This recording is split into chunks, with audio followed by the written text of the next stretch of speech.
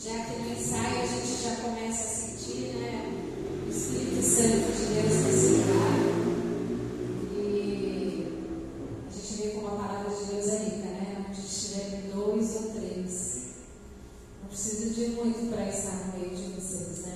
Então, é claro que a gente quer multidões, né? A gente quer porque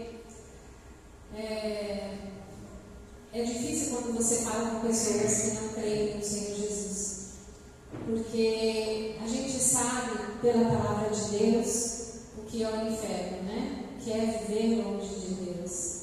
Nós temos a esperança, né? Passamos por momentos difíceis, atribulados, mas nós temos a esperança, né? De que um dia estaremos com Cristo. E não só isso, a esperança de que Ele está conosco aqui, enquanto estamos aqui, né?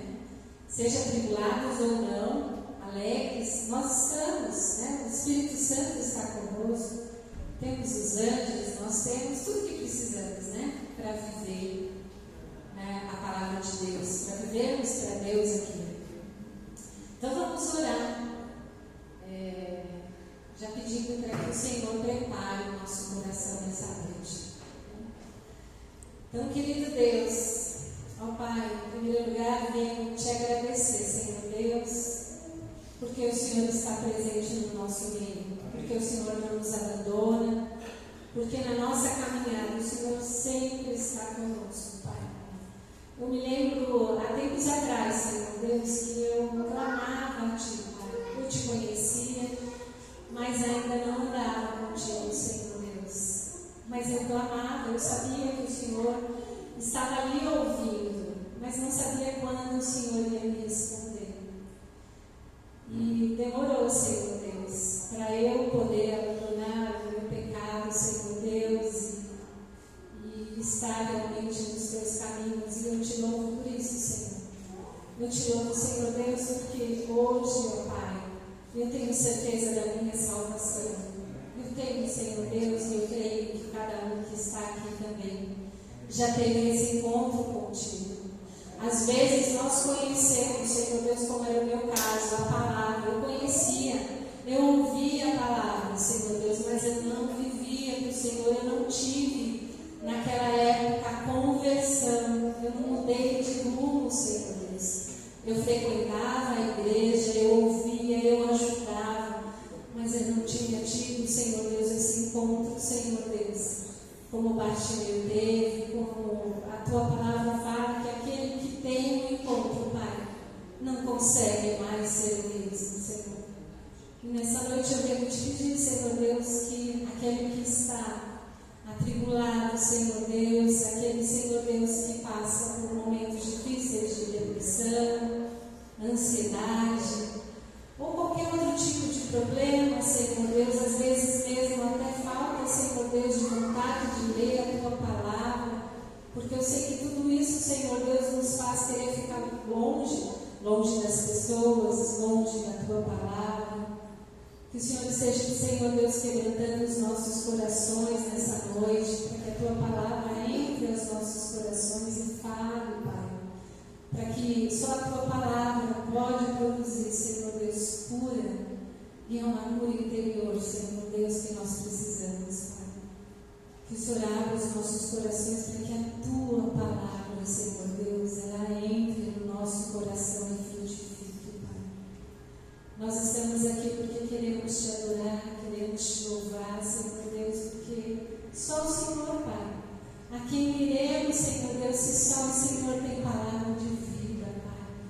Então que a Tua palavra traga vida nessa noite aos nossos corações, Pai. Vida aquele que ainda não Te aceitou, Senhor Deus. Que os olhos possam ser abertos, Senhor Deus, que pessoas ao nosso redor possam, Senhor Deus, Te conhecer, possam se render aos Teus pés, Pai. Porque o Senhor não depende de nós, mas o Senhor quer nos usar, então nos usa, Senhor Deus, para levarmos a Tua mensagem.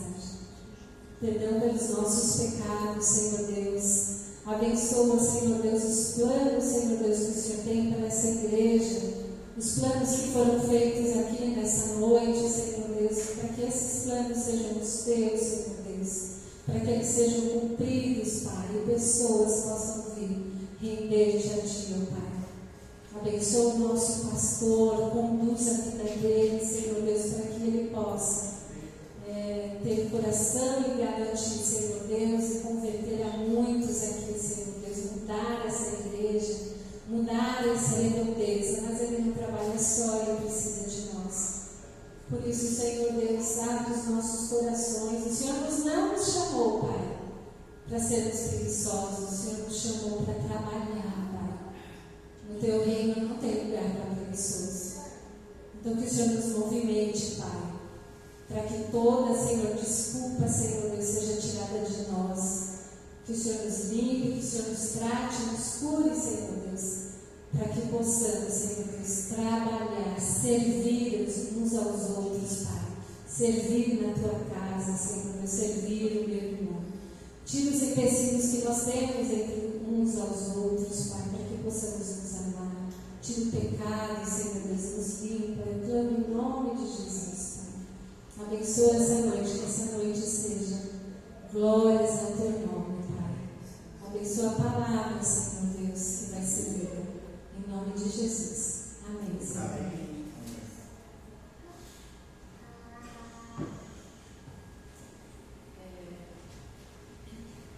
Me pegou de surpresa e eu tenho estudado em casa mesmo, e é claro, orando e vendo, né, outros pastores também.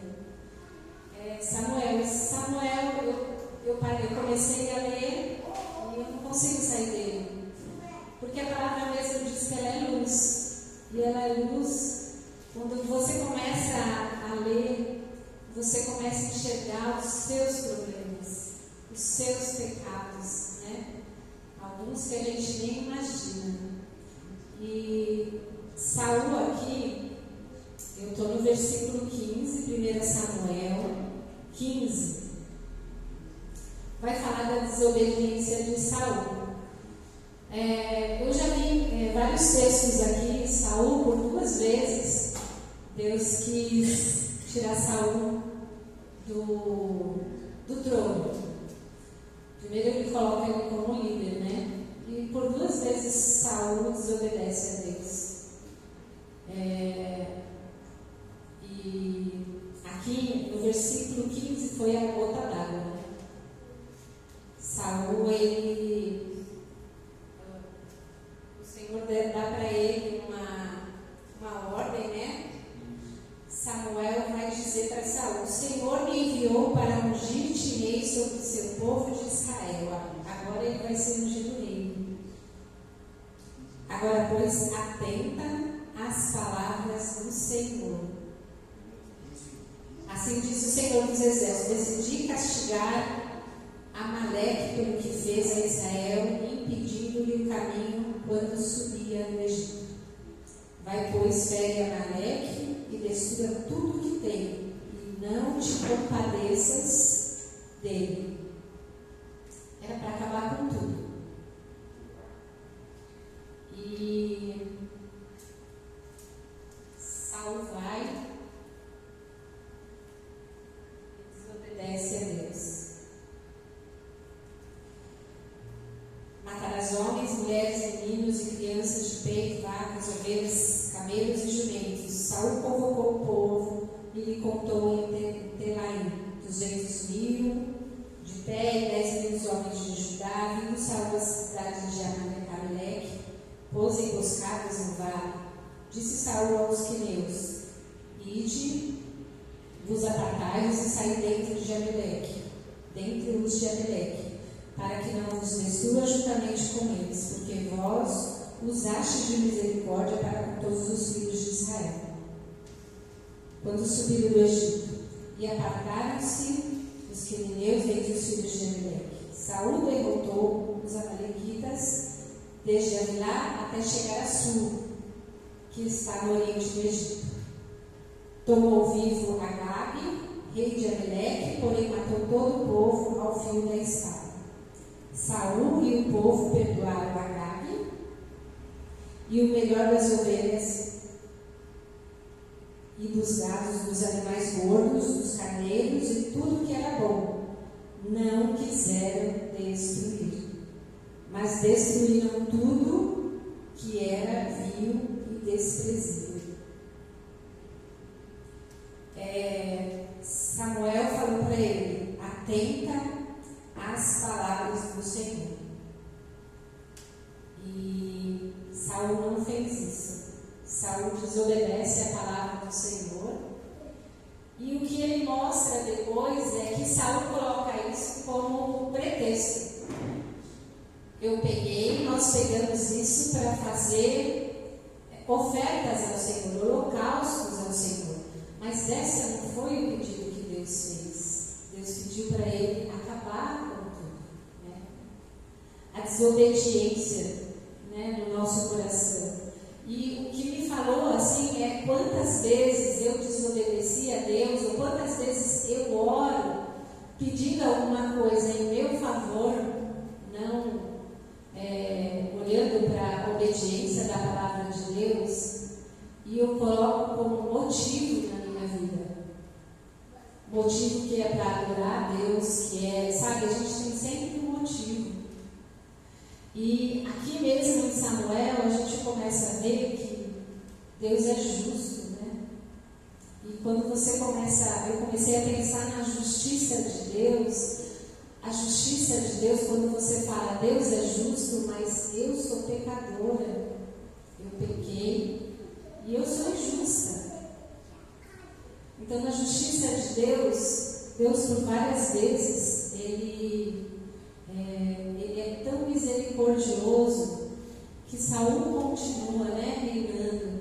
Deus aqui ainda ia fazer o rei, mas eu acho que em certo momento ele achou que ele podia tudo, porque até então ele vencia todas as guerras. Ele, subiu a cabeça dele. Ele achou que talvez ele pudesse desobedecer e Deus ia ser misericordioso com ele, né? Mais uma vez ele ia continuar no reinado. E isso me fez pedir perdão a Deus, porque às vezes eu sou assim, às vezes eu sou dura, às vezes eu sou desobediente. Às vezes Deus está falando ali com você, mas você não vai, você não faz do jeito que Deus quer, e ainda dá motivos, né? Senhor, é para o Senhor, né? Por quantas vezes a gente peca, e para mim falou muito comigo nesse dia, e eu não sei com você, como tem sido, né? Mas a misericórdia de Deus, né, ela recai sobre nós, mas a justiça. E aí vem o temor, né? Quando a gente vai pecar, vem o temor. Me faz lembrar hoje,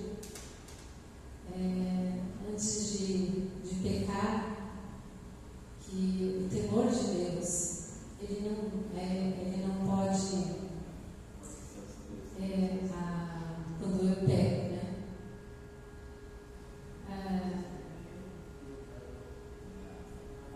E aí Samuel chega para ele, né? Veio a palavra do Senhor, pesa sobre ele, e Deus acaba tirando Samuel, você não vai ser mais ele, né?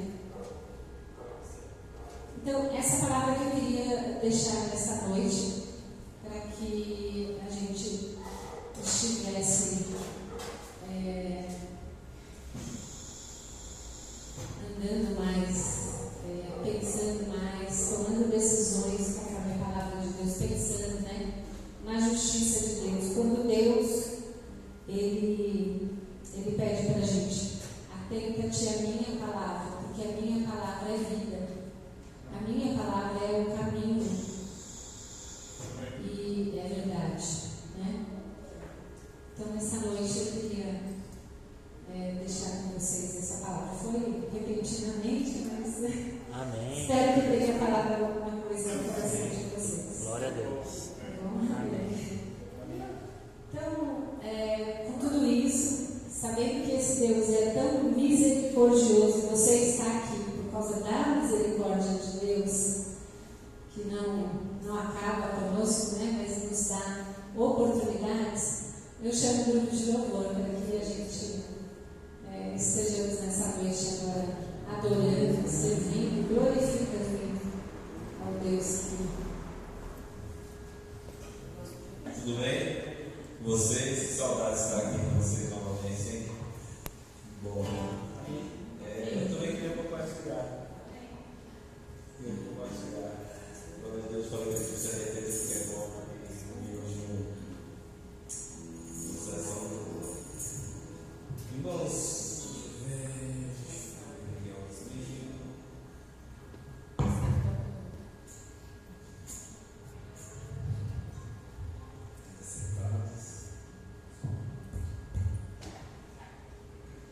vamos abrir João 16:7.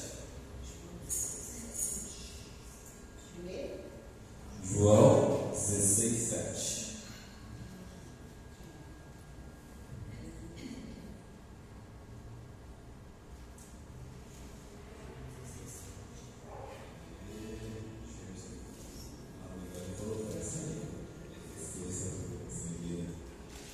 Vamos ler junto? Vamos fazer. Vamos lá? 3. Contudo, afirmo que se eu não for, não virá para vocês, mas se eu for, eu o enviarei. Amém? Irmãos, quem disse isso foi Jesus. Jesus, antes dele subir aos céus, ele falou que ele precisava ir para que o Espírito Santo esteja com nós aqui na terra. E Jesus, ele sabia disso, deixou os discípulos ali, todos reunidos, aguardando o Espírito Santo a nos conduzir para essa grande batalha que é a vida, né? E essa palavra hoje me tocou muito. E também eu queria ler uma outra que está em Tito 3.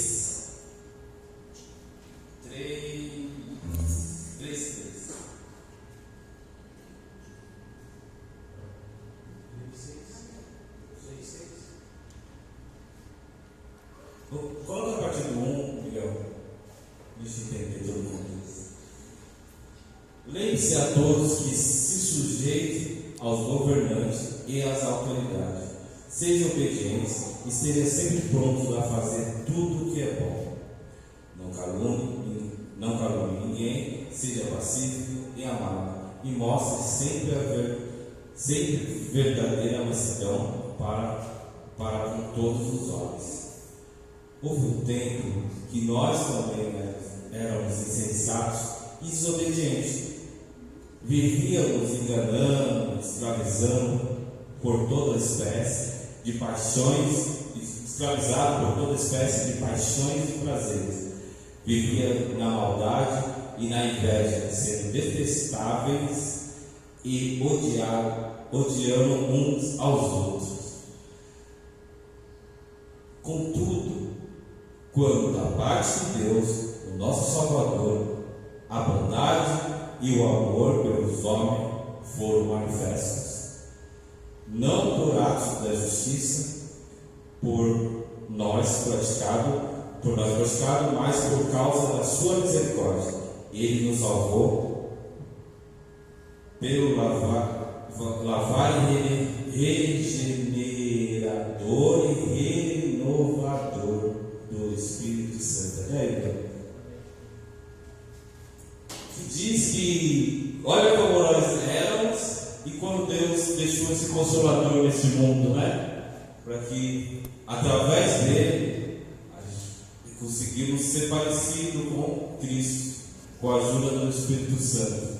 Irmãos, o Espírito Santo está aqui nesse lugar, e eu creio, ele está aqui dentro de cada um de nós, nos conduzindo a responder, a cada dia viver, cada lugar onde nossos pés pisarmos, ali o Espírito Santo está conosco e nós somos representantes de Cristo.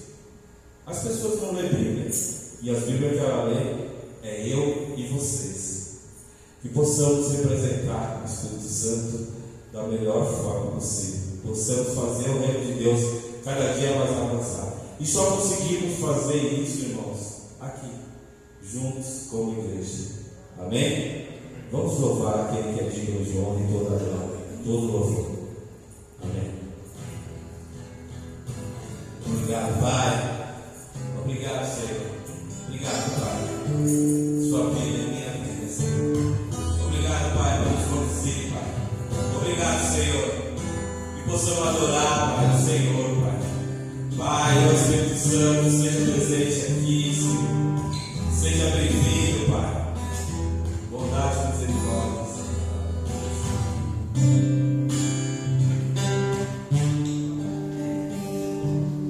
Aquele que puder ficar de pé, vamos louvar e adorar o Senhor. Uma alegria, né?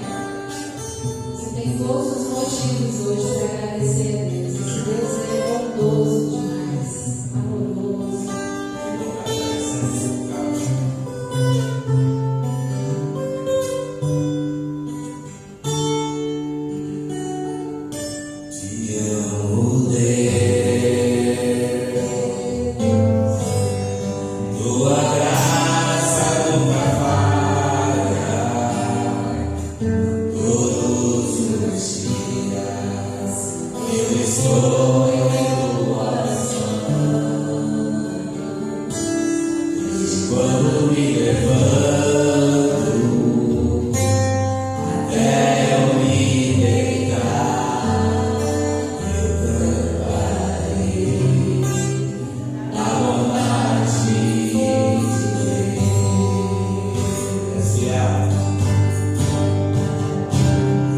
És fiel em todo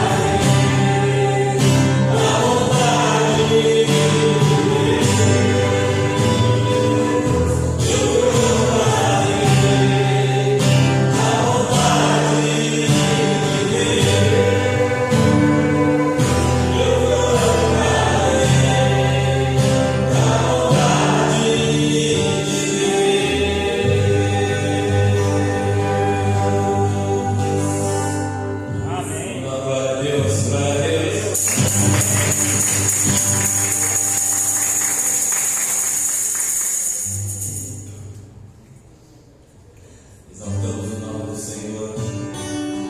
É só o seu nome, Pai. Ó Senhor. Exaltado. Exaltado.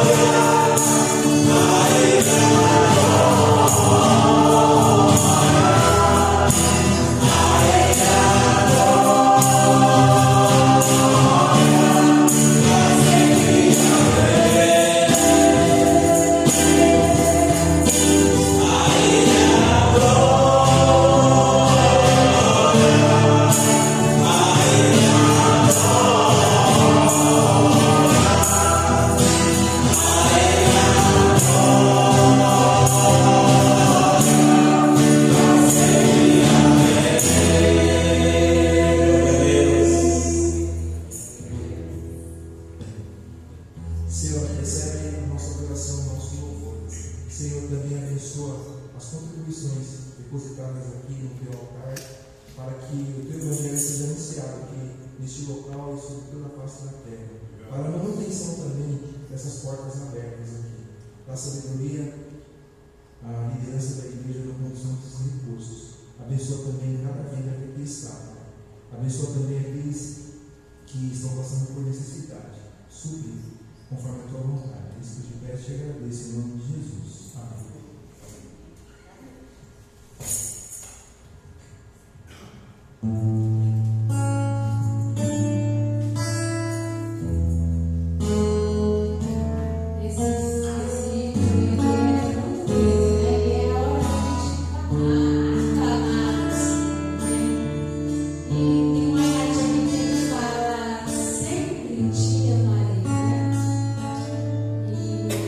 Mostrando assim como incomparáveis são tuas promessas.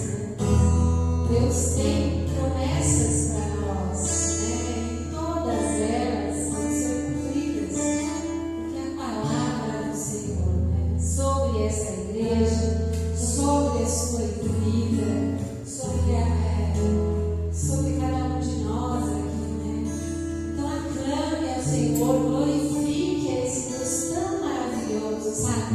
Os nossos problemas não são nada diante do cuidado de Deus na nossa vida, Quanto Deus tem nos guardado, nos protegido, quantas coisas nós passamos que nós nem sabemos que Deus nos livrou, Quantas curas Deus tem feito na nossa vida. Talvez o momento difícil seja um momento para você se lembrar de quem é Deus na sua vida, quem Ele é, a quem você pode realmente clamar, é a Ele.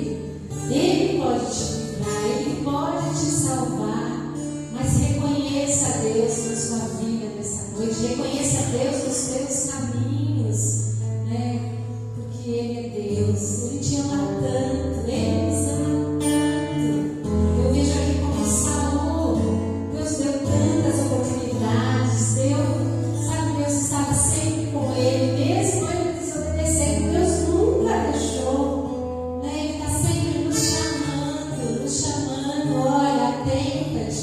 Hoje eu estava ouvindo sobre Jonas, como Jonas foi duro, mas Deus mesmo assim não desistiu dele, Ele estava ali, fazendo com que ele recobrasse cada cuidado de Deus. Quando uma flor nasce, cresce, e quando ela morre, tudo é vontade de Deus. Então olhe para Deus, coloque o seu coração nessa noite, qual seja a sua missão, e aclame ao Deus, porque Ele é o Deus da tua salvação. Que a gente possa nessa noite realmente dizer assim: Deus, eu te amo apesar dos meus problemas, eu te amo apesar dos momentos difíceis.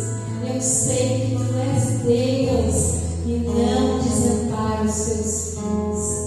Aleluia, Senhor Deus, toda a glória, Senhor. Aclamemos ao Senhor, louvemos ao Senhor, Pai. Aceita, limpa, trata cada um aqui, Pai. Meu Jesus.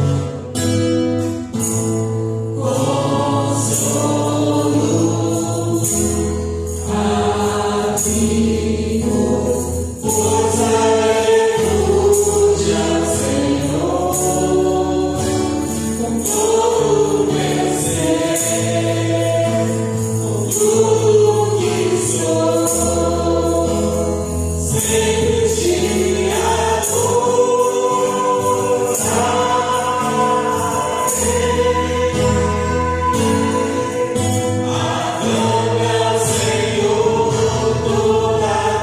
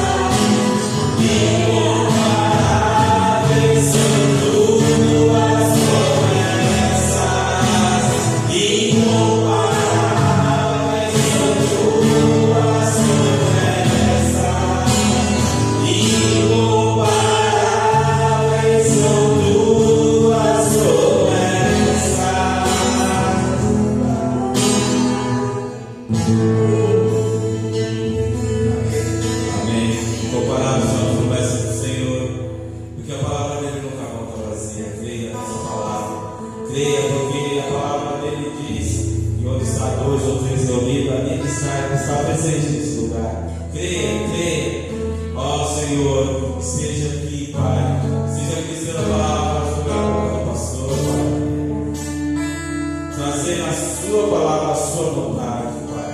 E nós colocamos esse verso de forma de oração, incomparáveis são tuas promessas, Senhor. Em nome de Jesus. Amém. Vamos dar uma glória dessa.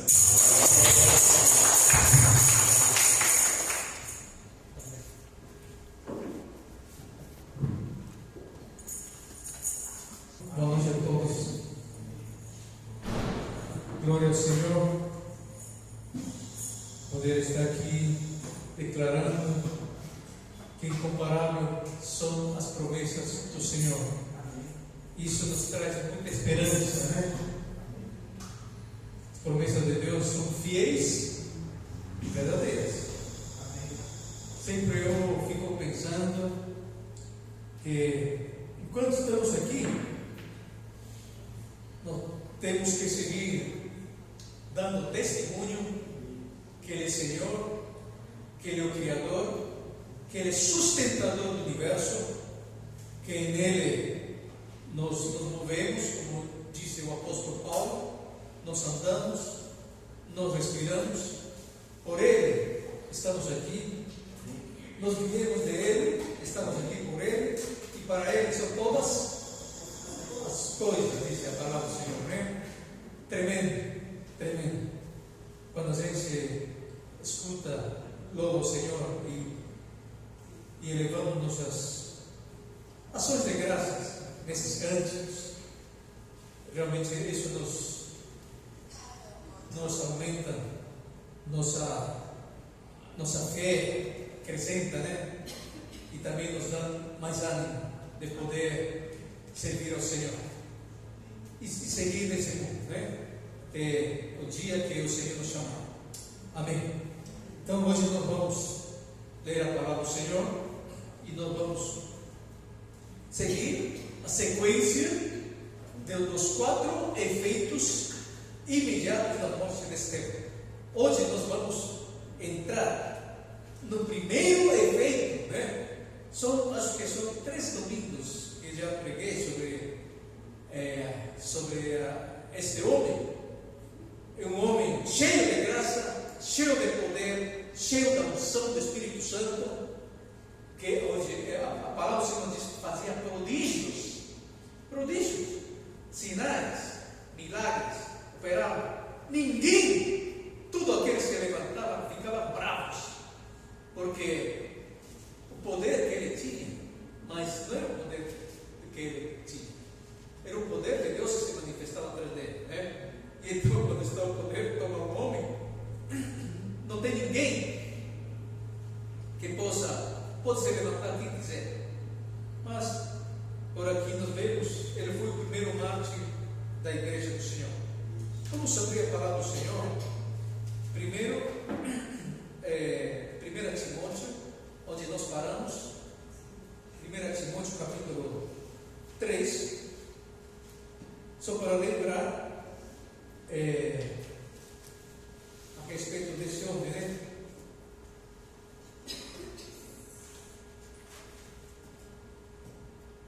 Timóteo, capítulo 1, né? Capítulo 1, não é 3, capítulo 1, versículo 13.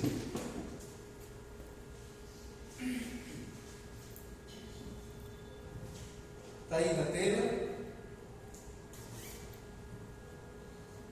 1:13 diz assim: a mim, que anteriormente fui blasfemo, perseguidor, insolente, Deus, porém, foi misericordioso comigo, pois, sendo ignorante, agi em incredulidade.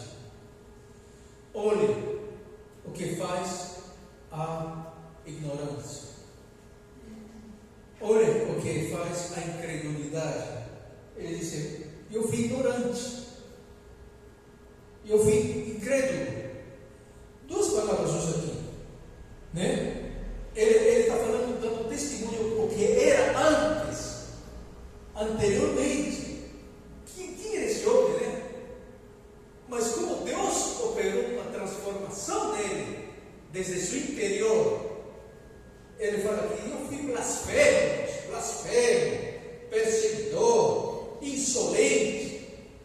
Imagina você ter contato ou morar, conviver com esse tipo de pessoa. Um homem blasfemo, a pessoa que não gosta das coisas de Deus, né? Quer matar, perseguidor, insolente. São adjetivos assim, terríveis, né? Mas ele disse: Deus, porém, foi misericordioso, assim como nós, comigo, pois sendo ignorante, agi em incredulidade. Estevão era um homem ao contrário, né? Atos, capítulo 9. Atos, capítulo 9. Espera aí.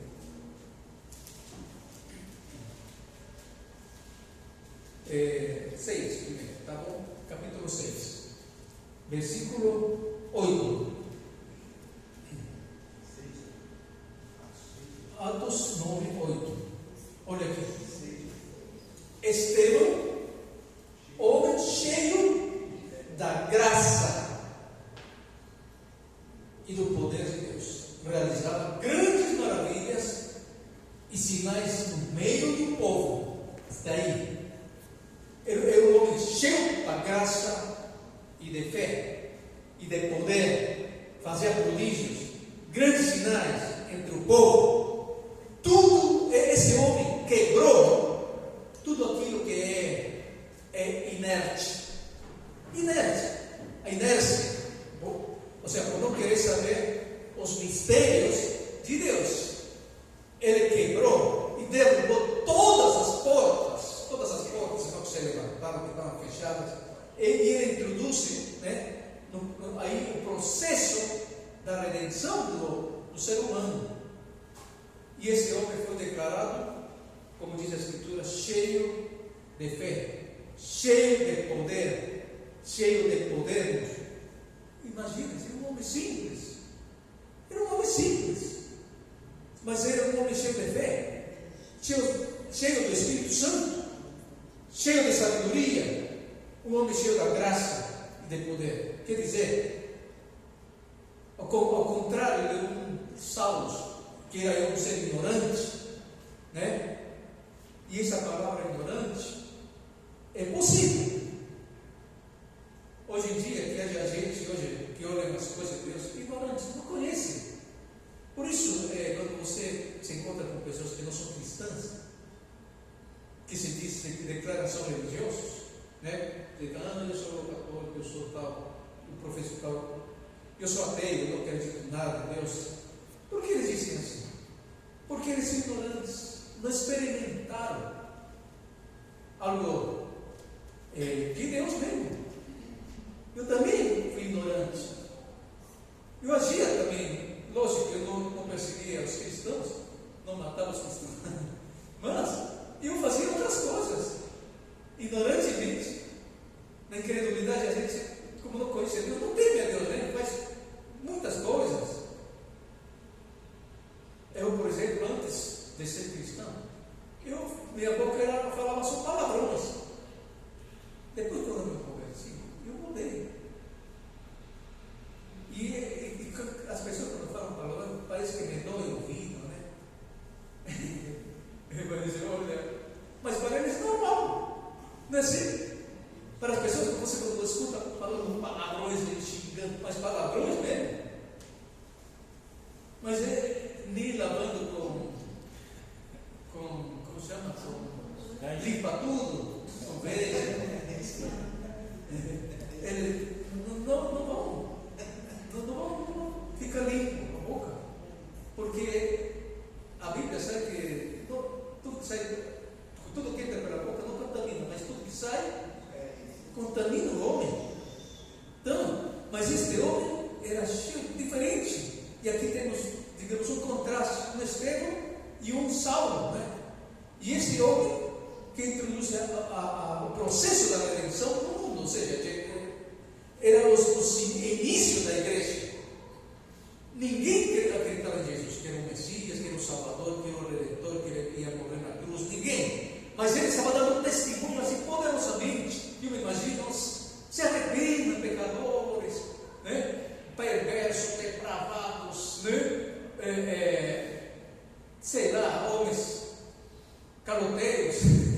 ladrões, né? Falou tantas coisas assim, se converta, né? E dizer que esse Paulo, esse Saulo, era um homem ignorante. E dentro da mala, né? Ou seja, da mala tinha muitas coisas que ele praticava antes, mas essa mala que ele carregava era uma mala religiosa. Ou seja, ele era um blasfemo, um injurador, um incrédulo, mas ele era um religioso. Quem era esse Saulo? A Bíblia fala que ele era um fariseu. E ele diz que ele sobrepujava os fariseus, ou seja, era um dos melhores fariseus, né? E quem era o fariseu? O fariseu, vamos colocar aqui, o fariseu era é como alguém dizer, olha, aquela que está lá aparecida, nossa, eu não posso deixar. Eu adoro esse santo, essa santa, né? Eu durmo com ele, eu me levanto com ele. Alguém que é religioso, que pratica mantras, que reza, pode fazer o que quiser. Mas somente está dizendo, eu vou mudar a minha religião. Eu sou isto, eu sou outro. Ou seja, crê, que acredita, né, que está dentro da verdade.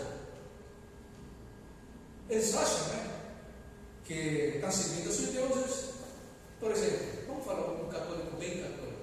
Ele acha que está certo. Tudo que ele faz. E alguém vai e quer que não, sou católico mesmo. Se o mundo aí, eu vou estar cometendo pecado, né? Como dizem, pecado mortal. Portanto, aí, alguém que é religioso, você fala para ele e não vai mudar nele. Não vai mudar tudo. Ou seja, não muda de parecer. Ele acha que está na verdade. Acha que está na verdade. Agora eu pergunto.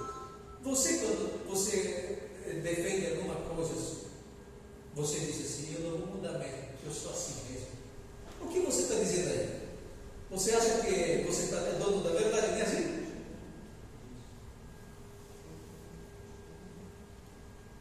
Sabe quem falava isso para mim? Minha mãe. Eu sou católico. Meus pais eram católicos. Seus tataravós, seus bisavós, meus tataravós eram católicos. Eu nasci no catolicismo e eu não vou mudar mesmo. Eu sou católica e vou morrer católico, e assim dizer minha mãe, quando eu me converti. E quando eu levava em casa pastor para fazer discipulado, e ela dizia, não quero crente aqui em casa, viu? Minha mãe era revoltada, católica, mas bem fervorosa. Praticava tudo o que o catolicismo fazia, mas minha mãe falava palavrões em casa, porque nós falávamos palavrão nós xingávamos os filhos com palavrão, entendeu? Mas depois, minha mãe, muitos anos depois, ela se converteu. Meu pai também não era cristão, ela se converteu. Minhas irmãs também não eram cristãs, mas se converteram. Mas, graças a Deus que tinha irmão, que até como o apóstolo Paulo era, porque eles conheciam a minha vida como era antes. E quando eu mudei de vida, eu não falava palavrões, eles ficavam assim, você não fala, mas ele provocava para que eu falasse palavrão. Queria que eu ficasse nervoso. Ao contrário, ele falou, você olha, eu amo você do jeito que está. Não, mas você antes falava palavrão, não, você agora não xinga, você não fala, tudo você aceita, você pode xingar, mas você não insulta ninguém. Você pode falar o que quiser. E aí, ou seja, pelo meu testemunho, eles chegaram a converter a Cristo. Todos se converteram. Meus irmãos, minhas irmãs. Tem os cunhados que não eram crentes, elas se casaram, minhas irmãs se casaram com pessoas. Eles eram incrédulos, se casaram também com outras pessoas igual, e depois se converteram, minhas irmãs, depois, aos poucos, meus cunhados aí iam falando de Jesus, com muito amor, e eles aceitaram Jesus. E este Estevão, aqui, este Saulo, ignorante. Essa palavra, ignorante, é possível que haja, né? Quando eu falo assim, é possível que haja, de repente, dentro do cristianismo, tem irmãos ainda que estão dentro da igreja, mas são ignorantes da palavra de Deus, não conhecem ainda a palavra de Deus.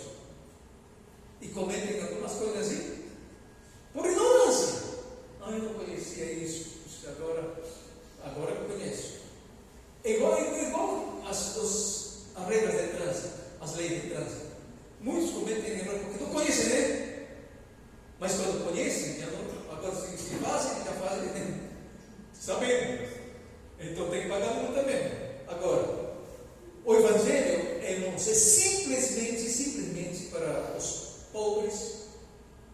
O Evangelho não é uma coisa que você não possa entender. O Evangelho é para os ignorantes, é para os pobres. O Evangelho é para os incultos, aqueles que não conhecem nada, as coisas cultas, né? O Evangelho é para aqueles que têm cultura também, aqueles intelectuais. O Evangelho também, aqueles que são letrados, mestres, né? Das letras. E agora você vê que, eles ficam enganados. O cristianismo, muitas vezes, eu já ouvi, o Evangelho, essa religião é Evangelho, essa religião é para os ignorantes, para aqueles que não conhecem nada, não tem nada de conhecimento, isso mesmo. Antes era assim, né? E eu encontrei assim, quando ia dar testemunho, acho que eu já compartilhei várias vezes aqui, de um ateu, né?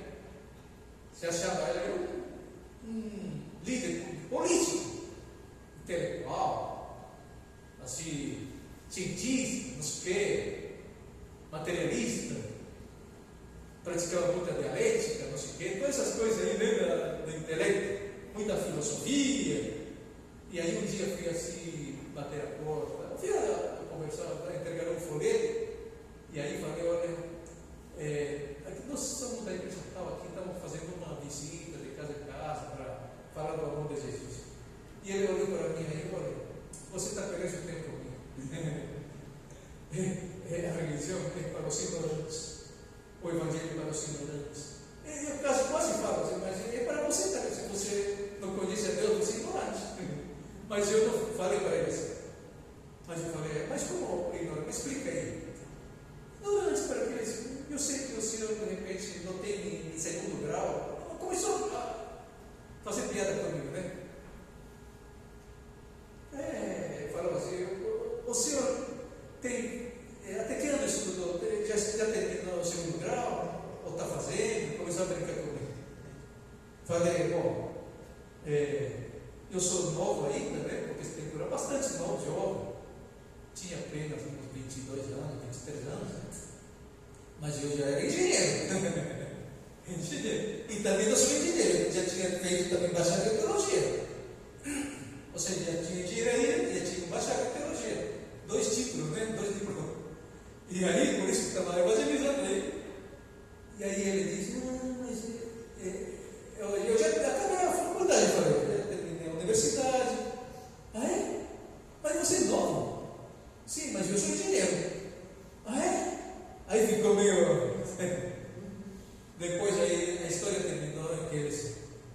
Mas tive muita conversa com ele para... Eu já falei, né? Para demonstrar, você me demonstra, olha, tem tantas religiões no mundo, mas só me disse uma palavra, se você me convence, eu me converto a Jesus. Aí você lembra que eu falei que no mundo tinha 5 religiões? Budismo, islamismo, tudo isso, né? Maomé, fundador do islamismo, Buda, fundador do budismo, Abraão, fundador do judaísmo, do brahmanismo, do hinduísmo e do cristianismo, fundador de Jesus. Eu falei, olha, dessas 5 foram homens que fundaram essas religiões. E são as 5 religiões do mundo. Mas desses 5, todos foram homens normal, humanos. Mas desses 5, desses fundadores, os 5 morreram. Mas um deles somente morreu, mas ressuscitou. E a Bíblia nos disse que ele, se ele ressuscitou, nós também vivemos. E Jesus foi uma figura histórica. No mundo, Jesus foi uma figura histórica. Nós temos história de Jesus. Jesus habitou nesse mundo. E ele é filho de Deus. Mas não somente ele veio como filho de Deus, mas ele é Deus. Depois eu comecei a falar um pouco mais que ele era Jesus, né? Eu não entendi ainda. Mas aí ele falou assim, começou a raciocinar. Mas Jesus, o próprio Chico morreu. Mas o outro está enterrado aí, está lá. E ele, como disse nosso irmão Rodrigo Lagoas, nossa tese de defesa que ele defendeu, a alma, né?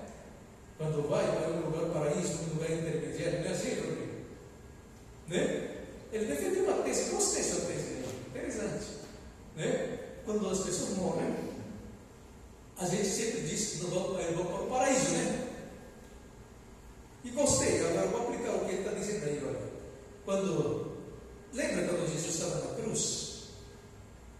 Um ladrão no paraíso? Me chamou a atenção esse tema, eu vou pregar dele, eu vou começar vou escrever essa mensagem, viu? Um ladrão no paraíso, gostei do tema. Um ladrão no paraíso. Quando Jesus estava na cruz, tinha dois ladrões, um lado da direita e um da esquerda. Um direitista e um esquerdista. Da esquerda foi para o outro lado, o lado do fogo. E dos de direita entrarão no reino do foi parar no paraíso. Interessante, né? Podemos fazer umas formas aqui de conversar. Mas muitos falam, Jesus disse para aquele ladrão da direita, hoje estarás comigo no paraíso. Mas aí dentro da tese do senhor Rodrigo, ele diz, tem uma vírgula, tem uma coma, uma vírgula, né? Ponto e vírgula, pontinho. Tudo isso que Jesus disse, hoje você estará. Mas dentro da interpretação, ele está falando do futuro, né? Estarás, né? Ou seja, não hoje, mas Jesus disse hoje. Bom, é um assunto meio teológico. Não vou gastar muito tempo aqui. Nós estou defendendo a tese, mas só estou explicando que ele foi para onde? Para o paraíso. E você lembra do Lázaro, do rico e o Lázaro? Aí vem na memória. Do rico e o Lázaro. O Lázaro comia das migalhas que o rico, né? Do pão que o rico, digamos, né? Comia. Os cachorrinhos ali, as chagas, as feridas do Lázaro. E o rico tinha riquezas, seus carros, suas mansões, suas riquezas, tudo. Não faltava nada. Ele morreu, os dois morreram. Só que um foi para onde? Para o Hades. E outro foi para onde? Para o seio de Abraão. Aqui já é seio de Abraão, já não é paraíso. Aqui podemos dizer, como se diz aí? Um mendigo no seio do Hades. E um ladrão no paraíso. Né? Um pobre no seio de Abraão. Que eu também, que Jesus fala, estarás comigo no lugar intermediário. Paraíso. Então, os dois foram. E depois, Jesus compara isso. E depois o rico, quando estava lá, em plenas chamas, queimando aí, fica lá com sede.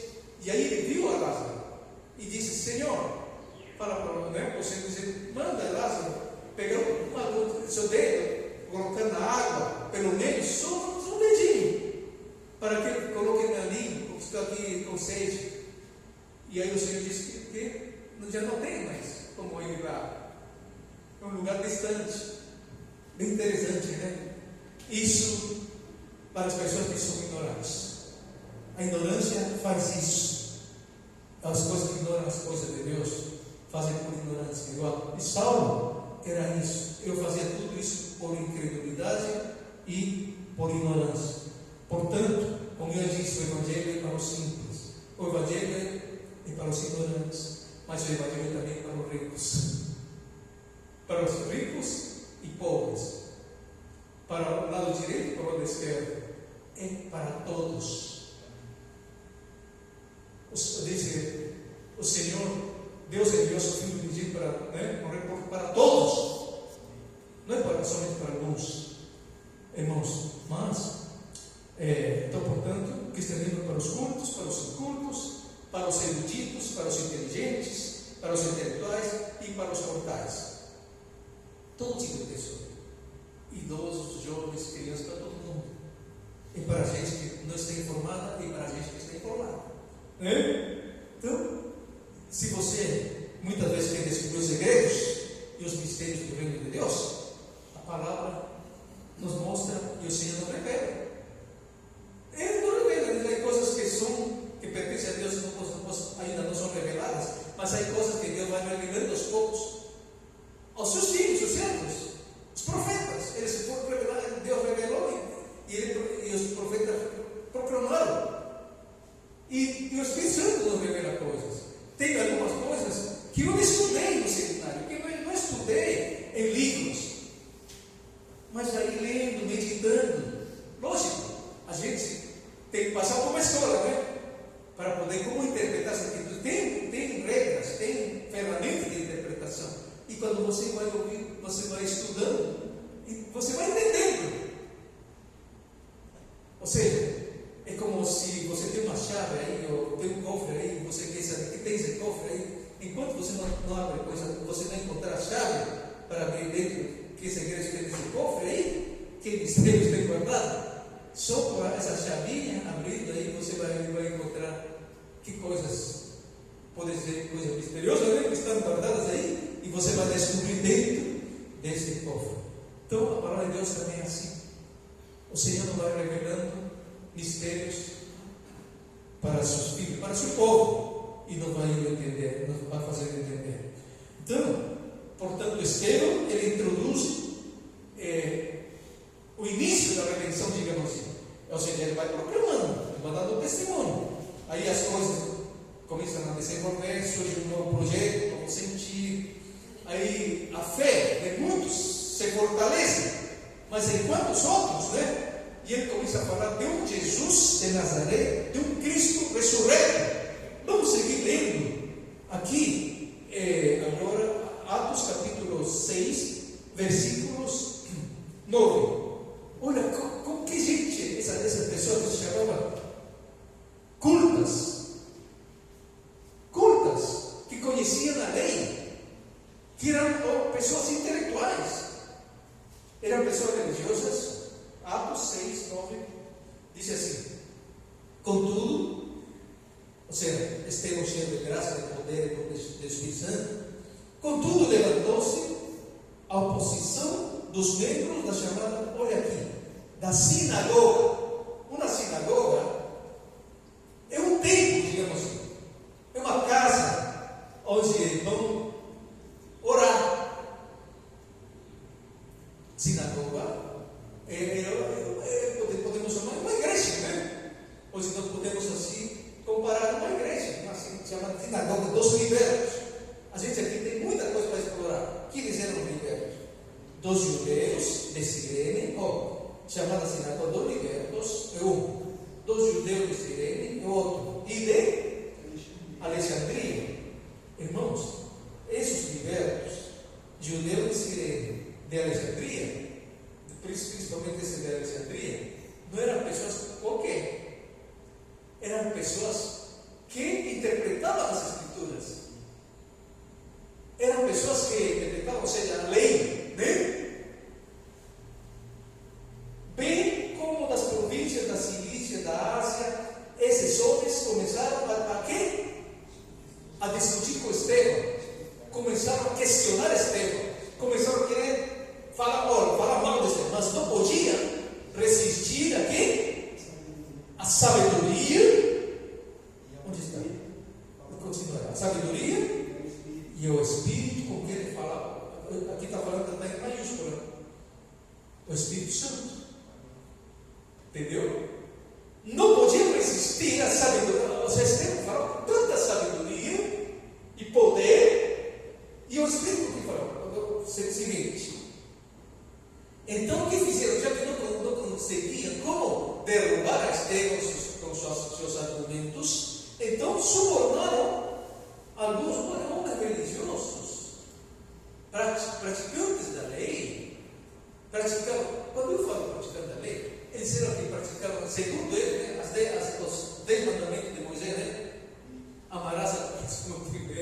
não roubarás, não furtarás, não mentirás, não farás falso testemunho, tudo isso aí, e eles subornaram, ainda quebrando a lei. Alguns homens que disseram, ouvimos Estevão falar a palavra, eles começaram a falar isso. Oh, diga isso que nós ouvimos de Estevão falar blasfemas contra Moisés, contra Deus. Que mais? Com isso, agitaram um pouco os líderes religiosos. E os mestres, olha aqui, líderes religiosos, um grupo, e os mestres da lei é outro grupo. E prendendo Estevão, levaram aonde? O Sinédrio. 13. Ali apresentaram falsas testemunhas, ainda colocaram falsos testemunhos. Eles pagaram, eles subornaram. Dizia: esse homem não para de falar contra este lugar santo e contra a lei. Porque Estevão estava lá aqui na sinagoga, né? E contra a lei, nós ouvimos dizer que esse Jesus, o Nazareno, destruirá este lugar e mudará os costumes que Moisés não deixou. Tudo era mentira que ele estava falando dele. Que mais? E olhando para ele, todos os que estavam sentados, olha aqui, irmãos, que coisa linda aqui. Os que estavam lá, aqueles sacerdotes, anciãos da lei, né? Doutores da lei, está lá na tribuna aí, no palco aí, com essa roupa aí, digamos assim, tipo o CTF, os juízes do CTF, aqui que representa o Brasil, aqueles intelectuais da lei, né? Mas aí estava outro grupo, os sacerdotes, os anciãos do povo, tudo que era assim, religiosos. Que diz aí, todos que estavam sentados no sinédrio viram que o seu rosto de quem? Parecia o rosto de quem? De um anjo, irmãos. Tem outras versões aqui, diz: viram o seu rosto como se fosse o rosto de um anjo. Um rosto, sabe como o rosto de um anjo? Você já se imagina o rosto de um anjo? Brilha. Que mais? Então, aqui já não. Bom, aqui continua a defesa desse, tá? Não vamos entrar. Olha aqui. Estevão, tanta coisa que falava aí de Cristo ressurreto. Ele tem a mensagem que ele falava aí? Tem. Mas vamos seguir nosso tema no próximo domingo, tá bom?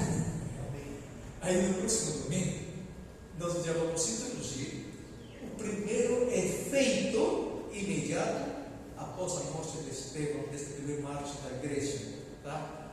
O que vai acontecer? O que vai acontecer? Por que eu estou trazendo esse? Qual é o propósito que eu quero trazer para os irmãos aqui na igreja? Poder ver que a manifestação da glória, do poder de Deus, não está na pessoa. É Deus que se manifesta na pessoa. Está entendendo aí? Não é que Estevão era um homem poderoso, podia fazer tudo, assim como Paulo, Pedro fazia milagres, prodígios, a sombra dele passava e as pessoas eram curadas. Todas as pessoas eram curadas. É o poder de Deus que está com eles. Mas era o início de uma igreja onde havia perseguição. Agora nós não temos perseguição aqui, mas no nosso testemunho de vida não podemos testemunhar as pessoas que não têm Cristo, que em Cristo vive em nós, que eu fui transformado. Amém?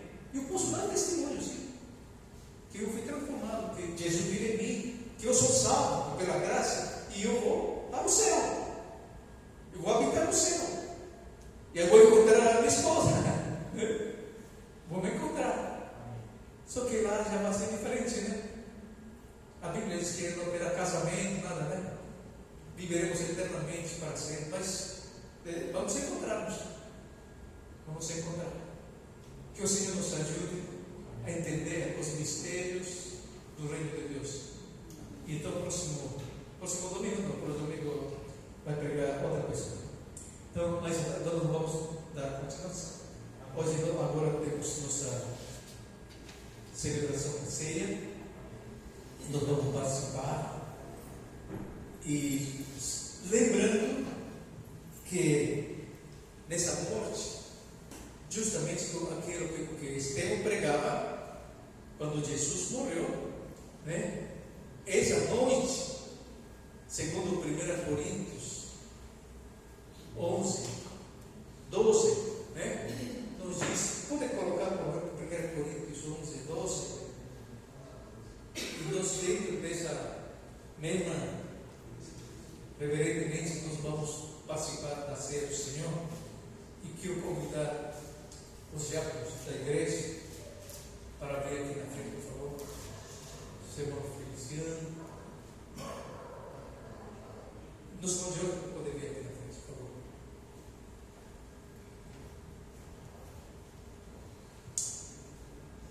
Onze e 12? 13, né?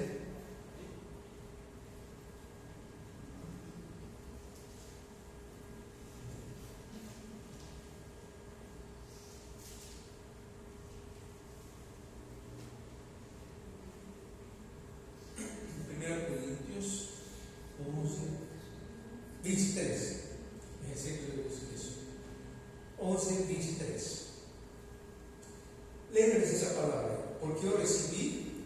Aqui está falando uma coisa interessante o apóstolo Paulo. Porque eu recebi isso. Ele não recebeu dos apóstolos essa ordenança. Paulo está falando, eu recebi do próprio Senhor Jesus. O que também você preguei. Está falando para a igreja. Que o Senhor Jesus, na noite que foi traído, tomou um pão e, tendo dado graças, partiu, 24 agora, e tendo dado graças, partiu e disse: isto é meu corpo, que é dado por vocês, ou por vós, fazer isto em memória de mim. E nós vamos fazer isso. Ou seja, todos os ensinamentos que Paulo recebeu, vocês lembram que Paulo, ele não foi discípulo de Jesus. Ele não aprendeu com Jesus. Ou seja, quando Jesus estava na terra. Os 12 que estavam com Jesus, eles receberam do próprio Jesus os ensinamentos. Mas Paulo já não aprendeu. Ele diz que tudo que ele recebeu foi por revelação. Interessante, né? Depois que ele se converteu, ele foi muito tempo lá no deserto, aí, né? Mas lembrem uma coisa que eu quero lembrar. As religiões, por exemplo, os mormons, Joseph Smith, ele fala, né, que um dos líderes da igreja de Jesus Cristo dos últimos dias, ele fala que de um anjo chamado Moroni, que ele recebeu uma revelação, dizendo que todas as religiões são falsas, não estão na verdade, estão erradas. E ele recebeu uma revelação, umas tábuas, né, barras de ouro, não sei o quê, e debaixo do mar, etc. E aí cria essa religião. Agora, Paulo, ele não criou nenhuma religião. Ele não formou uma religião. E tudo que ele diz assim, eu recebi. Mas tem muitas as palavras de Deus corroboram o que Paulo diz, né? Porque Jesus fez isso com os seus discípulos. O próprio Jesus, ele se reuniu com os discípulos e ele fez essa palavra. Mas o apóstolo Paulo já recebeu por revelação. Então não tem nenhuma coisa que contradiz os outros, né? Isso que nós temos que entender. Então a celebração da ceia é uma ordenança. E essa ordenança é para lembrar de que Jesus, nessa noite, ele foi traído, mas ele foi traído para salvar as pessoas, o próprio traidor. Mas o próprio traidor não se converteu, ele não se arrependeu, ele quis ir ao seu mesmo lugar. Mas o Senhor nos dá a oportunidade, irmãos. Amém? Então nós vamos participar desta celebração ceia, lembrando que Jesus morreu em meu lugar, em seu lugar. Amém?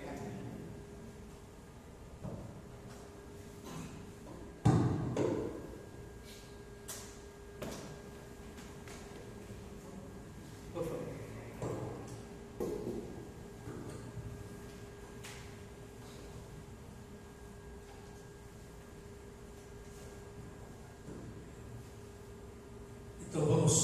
Vamos colocar em pé, ficar em pé, para orar, agradecer ao Senhor, abençoar esses elementos que simbolizam o corpo e o sangue que derramamos do Senhor, nosso Deus Pai. Colocamos, Senhor, nossas vidas nas tuas mãos e diante do teu trono nos apresentamos, Pai, reconhecendo que nós somos pecadores, Pai, mas o Senhor, sua graça infinita e misericórdia, morreu por nós e nos lavou, nos justificou, nos purificou dos pecados e também nos redimiu de todas as nossas impurezas. Abençoa, Senhor, este pão que simboliza, Senhor, do corpo que foi moído na cruz do Calvário. E também ao mesmo tempo, Senhor, abençoa, Senhor, o cálice que representa, simboliza o teu sangue que foi derramado na cruz pelos nossos pecados. Que tua igreja, Senhor, possa receber, e nós nos lembramos, Pai, dessa morte. Através da morte, o Senhor nos trouxe redenção e vida eterna. Graças te damos, abençoamos os elementos em nome do Senhor Jesus. Amém. Então, nós vamos receber os elementos, vamos ouvir o cálice. Os que vão receber podem sentar, tá bom? Podem.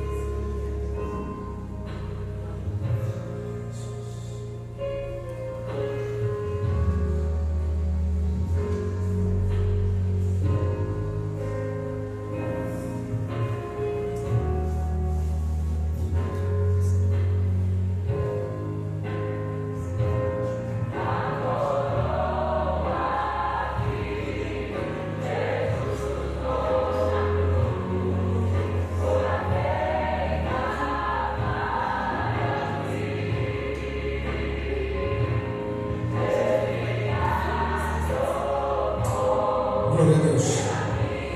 Isto é o meu corpo, que é dado por vocês. Façam isto em memória de mim. Comamos em memória do Senhor Jesus.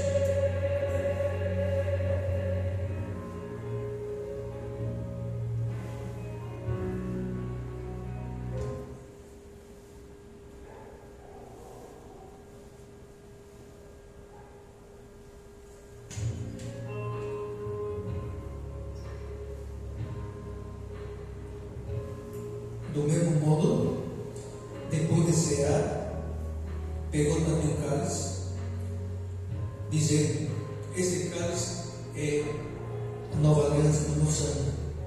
Façam isso todas as vezes que eu beber em memória de mim.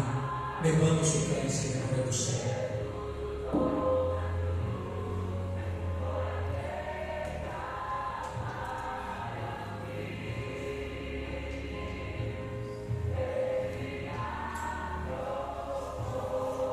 Agora podemos colocar-nos em pé, mais uma vez, agradecer ao Senhor por este momento glorioso, poder celebrar não somente a morte do Senhor, mas a vitória dele na cruz. Amém? A vitória, irmãos, é grande do Senhor. A esperança nossa é que ele ressuscitou. Paulo diz: se ele não ressuscitou, quando seria a nossa pregação? Nós estaríamos aqui perdidos e perdendo o tempo. Mas como ele ressuscitou, nós também ressuscitaremos juntamente com ele. Então, a mensagem do Evangelho, de toda a Bíblia, a mensagem central é da ressurreição, que Cristo morreu e ressuscitou. Aí está tudo. Somente se resume isso. Jesus morreu e ressuscitou. E por isso, nós cremos e temos certeza que nós, se morrermos, nós vamos ressuscitar com Ele e viveremos com Ele para sempre. Vamos orar. Senhor, nosso Deus e Pai, obrigado por esta noite. Obrigado, Senhor, por este momento de celebração da vitória que o Senhor nos deu na cruz. Quando o Senhor decidiu dar sua vida por nós. Nós somos gratos, Senhor. Nossa esperança é em Ti, Senhor. O Senhor vive em nós. O Senhor habita em nós. O Espírito Santo está em nós. E aquele que está em nós é maior do que aquele que está no mundo. Tua palavra diz: Deus é por nós, quem será contra nós? Obrigado, Senhor, pela salvação, pela grande salvação, pelo Teu amor.